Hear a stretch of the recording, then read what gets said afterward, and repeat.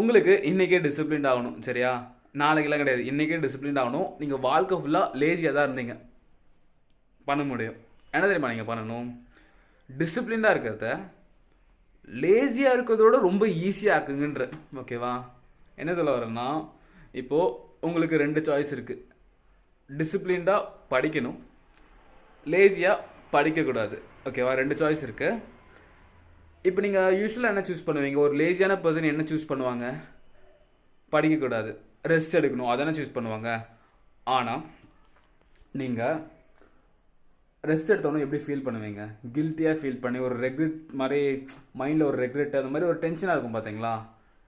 அதோட டிசிப்ளினாக இருக்கிறத ரொம்ப ஸ்டாண்டர்டை குறைச்சிட்டு, மேபி எனக்கு நான் 1 நிமிஷம் படித்தா போதும், அதுதான் எனக்கு டிசிப்ளின்டு.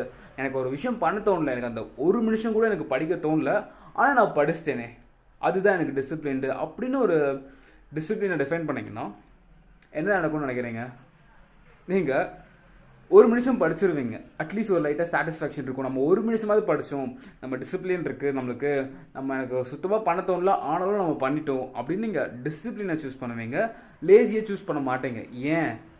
ஏன்னா லேசியாக இருந்தால் ரொம்ப ரெக்ரெட் இருக்கும், கில்ட்டாக இருக்கும், சாட்டிஸ்ஃபேக்ஷனே இருக்காது உங்களுக்கு கரண்ட்டாக. ஓகேவா? ஆனால் டிசிப்ளின்டாக ஒரே 1 நிமிஷம் மட்டும் படிச்சுட்டு ஓகே நான் டிசிப்ளின்டு அப்படின்னு சொல்கிறது ஸ்டார்டிங்கில் ஃபன்னியாக இருக்கும், ஆனால் உங்கள் லைஃப்பையே மாற்றிடும். ஏன் தெரியுமா?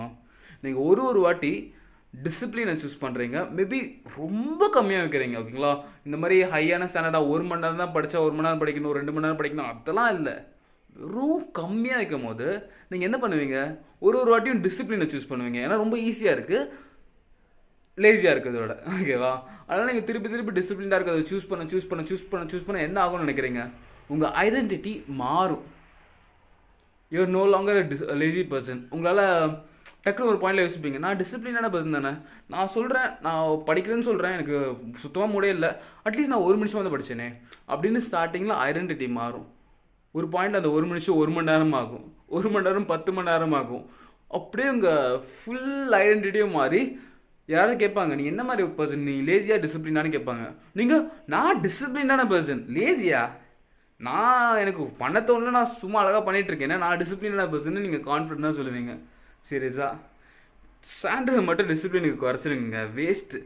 இந்த மாதிரி ஹையாக ஸ்டாண்டர்ட் டிசிப்ளினுக்கு வச்சுட்டு டாஸ்கே பண்ணாமல் இருக்கிறதுக்கு லோவாக வச்சுட்டு ரொம்ப கம்மியாக பண்ணலாம். ஓகேங்களா? ரொம்ப கம்மியாக இருக்கிறீங்க. உங்களால் 1 நிமிஷம் கூட படிக்க முடியலையா? 30 செகண்ட், 20 செகண்ட், 10 செகண்ட் டிசிப்ளினாக இருக்கிறத ரொம்ப ஈஸியாக இருக்கிறீங்க. அதை